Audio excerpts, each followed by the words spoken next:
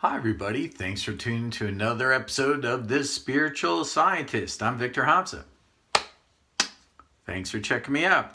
So today I thought I'd talk about a couple things. I think you'll find it interesting. I'll talk about the root name Hamsa, which is the last name, my last name that I use, and that is has a lot of different meanings. So we're going to get into that a little bit. I think you'll be very interested. And it is basically in Hindu, it means swan. So Hamsa means swan.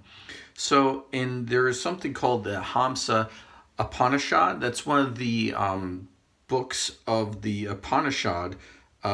It's one of the most sacred Hindu texts.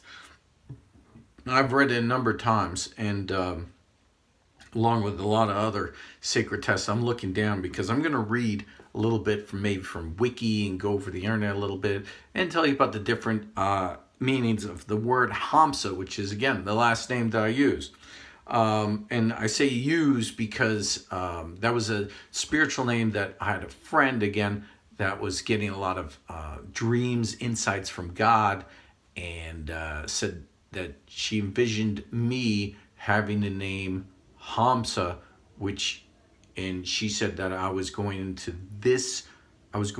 like a separate earth and instructing people about spirituality. So I thought that would be a great name to use. And at the time I searched it, not much information was out there except Hamsa just meant swan. So now there's certainly more information, and I'll share that. So the Hamsa Upanishad is structured as a disorganized medley of ideas, it says.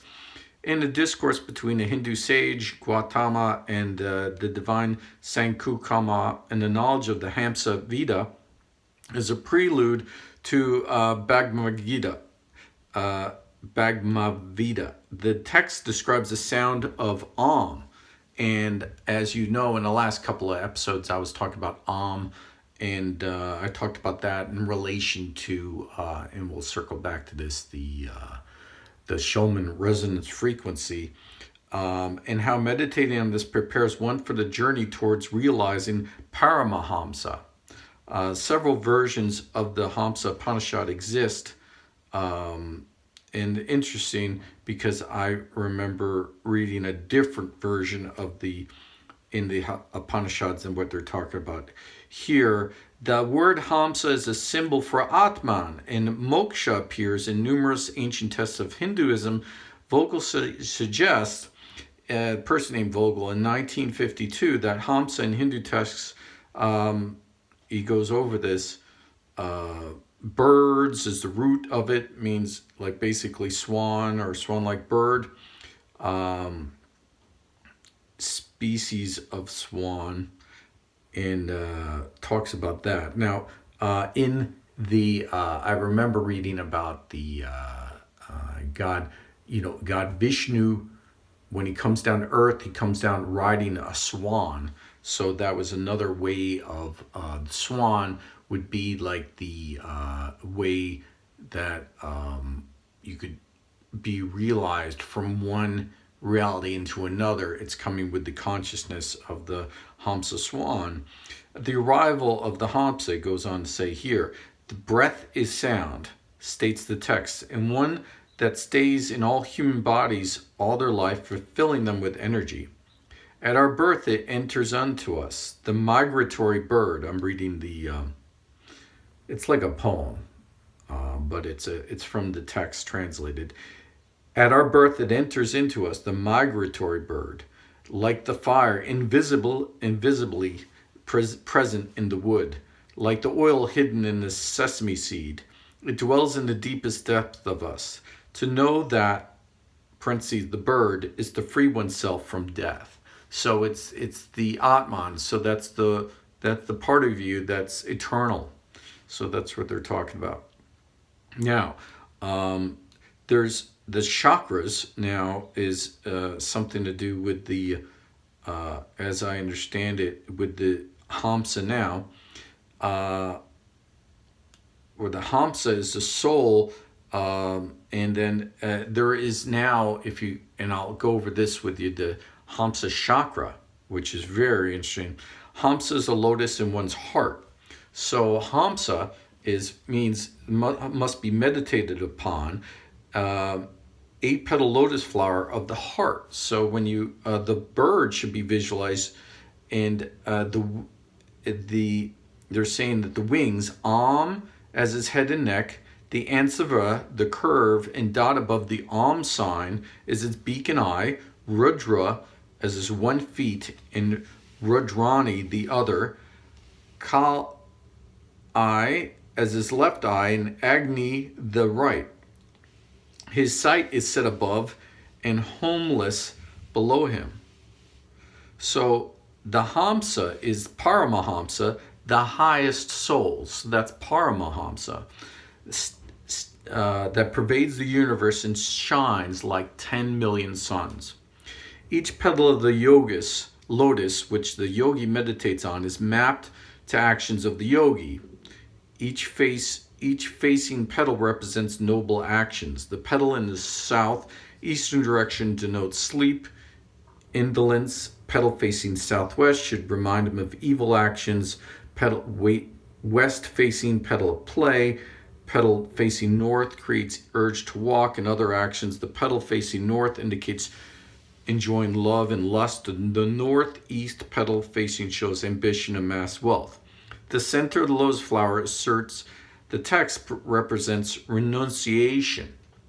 The statement is indicative of a wakeful state, the purikap. The outer layer denotes the sleep. We're talking about the lotus, sleep dreaming bhaja seed, and lotus of shushupti, meaning dreamless sleep above the flower, and leaving the lotus akin to tura, state of experience of pure consciousness, the 4th state. So we're talking about the symbol and the lotus within it, and how the Hamsas, when the Turiya state is reached, states the Upanishad, when the Hamsa within is merged with the reverberation of the Om, not because of Mansa mind, but because of the will of the Hamsa soul. So if you go back to a couple of videos ago, I talk about how my consciousness is merged with the which was the which is basically like the Shulman frequency. We had the 0, then we have in 2012, we had the Shulman frequency, which is the which came upon the earth, and now we have the 3 bands of it, which is the consists of 3 vibrations. So that's the Shulman frequency, now the earth. The destination of Hamsa, one must avoid the first 9 states of text and seeks the 10th, music. So Hamsa is music. There are 10 stages of inner nada, which are heard successfully as sounds. So this is talking about the clairaudience that leads to the state of superconsciousness within the Shulman frequency, which isn't really a frequency. As I mentioned, it's basically 1/100th of a percent of the vibration. There are 10 stages of inner nada, which are heard successfully as sounds. The first is chinin, then chin-chin, the 3rd a bell, the 4th a conch, or shanka, seashell, 5th of tanri, lute, string instrument, the 6th like clapping, the 7th a flute, 8th is the music of a birin, a drum, 9th of mangarum, with double sides, kettle drum, and the 10th like thunder, sound of lightning. Angar describes these inner nada states to have tantric meaning. Its explanation is whispered in the right ear of the seeker. So what are we talking about here? We're talking about the as your vibrational consciousness expands through the inner nada of the I want to say Shoshamita, as you can be open to that vibrational frequency, you're going to hear the ringing, these are the 10 slides depicting the different stages of hearing the ringing. A lot of people around the earth talking about the ringing. The ringing, as I mentioned, is my consciousness married to a higher consciousness frequency that is now upon the earth. And you might say, gee, this guy's coming from ego. He's talking about himself. Well, yeah, I am talking about myself. That's what this channel's about my experiences within this. And you'll see that it's very interesting. One must avoid the first 9 states, first 9 states of the states of text, and seek the 10th music because it relates to Hamsa. Is the 10th state where the yogi realizes Brahman. That's what I've realized. His Atman and his Brahman become one, and duality vanishes. The yogi then shines, his doubts destroyed, his desires vanish, calmness, enlightenment, bliss become him.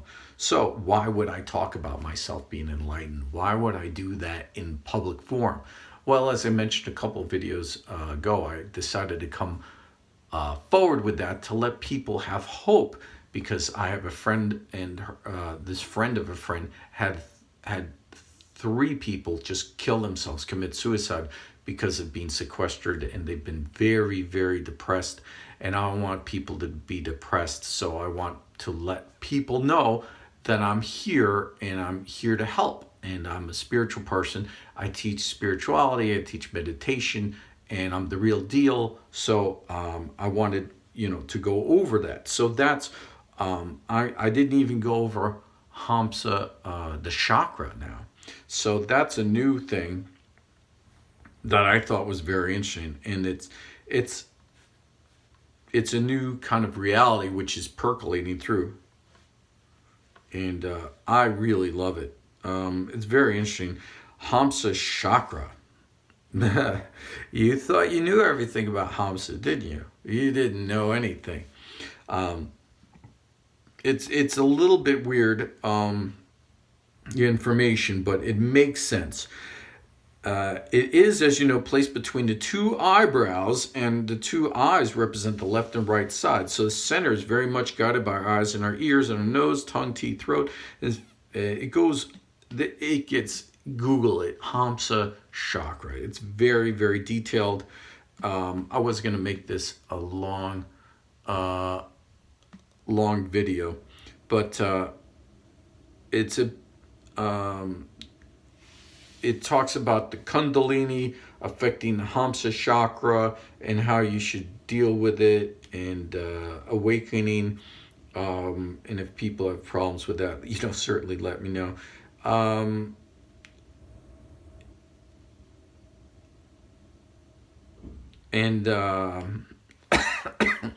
So Hamsa Chakra gives you wisdom. And they're talking basically, it's like towards your 3rd eye, and this is a Hamsa Chakra.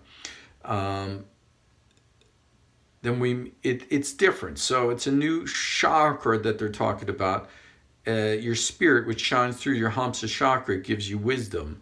So it's a very strange chakra. Hamsa Chakra. Hamsa is my last name. Hamsa Puja.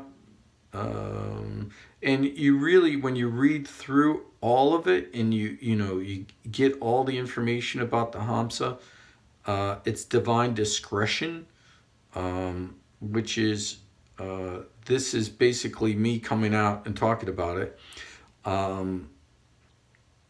It's very unique and different. So there's that is a Hamsa. There's certainly the hand, which is a symbol of protection and healing, which is the Hamsa hand, which is pretty neat, which I enjoy. And that's a sign of protection. So please, use that in your home for your own self and protection. So it's a good thing, rejecting evil, right? So now here's where it's going to be interesting. So I thought about making this video, praying constantly a lot, in a state of prayer all the time. And, and I said, gee, what would be a good sign for people to know that I'm not full of crap, basically. And I'm coming forward and talk about myself as a spiritual being, and what would be a sign that they could see, in the heavens, to know that I'm here as an enlightened being to help, and so we have. So there's a comet. There's a comet that comet is 2020. And what's the comet called? So there's a comet now that came. It's C/2020 F8 Swan. So now we have Comet Swan is now coming at you live. So there's a new comet that you're going to be able to see in the sky. So this is something that you're going to be able, and I wasn't going to say anything, but it's just like these things happen and nobody seems to pay attention. And I thought now's the time to come out. And the reason, again, I'm talking about this is so people, don't lose heart and have hope. And I wanted people to come to repentance again, to Jesus, to come to repentance. And I talked about that as well. But in this, I'm talking about people having hope. So there is a comet Swan arrives as Atlas fades. It's supposed to arrive the middle of next month, basically around the 12th of next month to the 15th. Interestingly enough, the Swan is the name of the apparatus that was detected. It has hydrogen in it, and they used a hydrogen detector. It wasn't supposed to detect a comet, and it did detect it. And the acronym for the detector is SWAN. And coincidentally, here's where I'm proving out, the place where the gentleman, I believe, lives is in Australia, and it's basically Swan. It's like a place called Swan Lake. So they said coincidentally he lives at a place called Swan, and he has a detector named Swan, and the comet's named Swan, and my name's Swan. So there's your sign. That's what I'm talking about. So a sign is given. So I'm not making this up, and I'm not crazy, and I'm proving out. So if that doesn't float your boat, then I don't know what does. If you don't believe everything I'm saying, look up, and you'll be able to see this comet with your naked eye. So, I'm not crazy. I'm not making this up. This is real. If you Google Hamsa, you could read everything I just said. Okay, and if you Google the comet, you'll see everything I'm talking about. So did I make anything up here? Did I link it up crazily? Not really. No. What's a sign? A sign is going to be given. You look up and there's a giant comet that you can see with your eye. Okay, and it's named after me, literally. There you go. There's your proof. Okay? So the message within all this that I'm talking about is so don't give in to fear. Don't give in to worry. Be honest with yourself. Be self-realized. Get into meditation. Get into breathing. Do the Hamsa breathing meditation. Okay, that's something else that Hamsa is. The Hamsa breathing. The Ham and then Sa is the breathe out. And I have this on my video. So I want everybody to be, work on their self-realization. Come to repentance. All these kind of good things. I want that good things out there. Nothing bad. It's all good. So that's what I'm talking about. Coming out in public like this to give people hope. And so I don't want to hear about friends of friends or my friends or any, killing themselves when it should be a real exciting time, because I'm here and I'm proving out, and you could interact with me. You could, I'll message you back, And, you know, I want you to, you know, be the best version of yourself that you can be. And we could all be like that. Instead of being all negative, we could be positive. You know, that's what it's all about. You know, I'm not trying to start a cult. I'm really not. I'm just trying to make everybody, you know, be the best versions of, I want people to be the best versions that they can be, you know. Wouldn't it be great to go back to having a country where you didn't have to lock your doors and lock your car, lock this and lock that, you know, where everybody could be, you know. I know that's a little bit on the being a little naive there, but there is that place that we can be like that, and we can be the best version of ourselves now. Like, we don't have to wait. And there is, within the ascension process, is what I envision. There's triggers. Okay, so there's a trigger. One of the triggers is that you know, something insults your soul. So when something insults your soul and it's inside you, and it really insults you, and you're like fake news, you know, is one instance, one example. When you see fake news and something, you know, really bothers you, like, this is fake, this is fake. So that's the entry level into awakening, you know, into ascension process, is understanding, you know, fake news, and this is fake, and this is fake, and this is fake. And then you start realizing that, you know, about the illusion that we're in.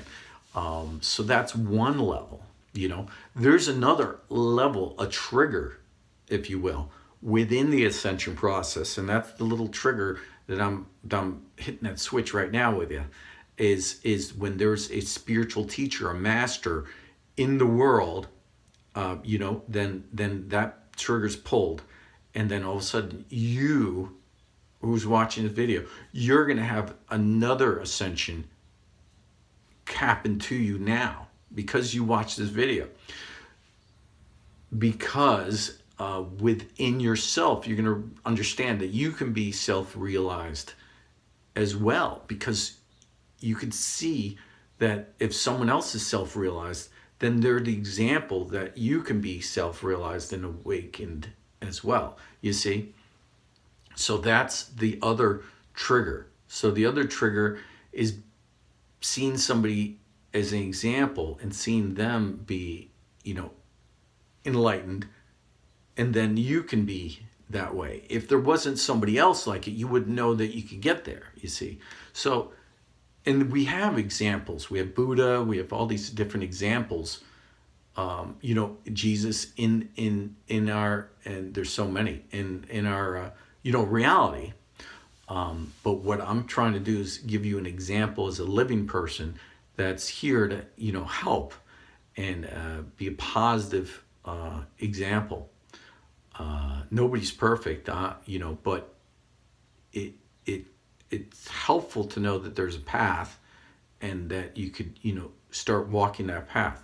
So that's why I thought to come out and do this video, as I've done other videos in the past where I'm more outing myself. You know, there's you know, first rule of Enlightenment Club is don't tell anybody you're an Enlightenment Club. I coined that. I made that up, but I thought it was funny. And it does illustrate a point that anyone that comes out in the public says they're enlightened is definitely not enlightened. He's coming from ego and all this other crap. Well, what about if he's teaching enlightenment and he wants to pull that trigger in you, right? That's the idea. So this is awakening you up, okay? So now you're going to think about this, let this percolate, and now you're going to have a bigger awakening now that this happened. Like, it's going to happen. So I look forward to seeing your comments. Like, subscribe, share. Thank you so much. I love you all. That's why I do these videos. Peace. Bye.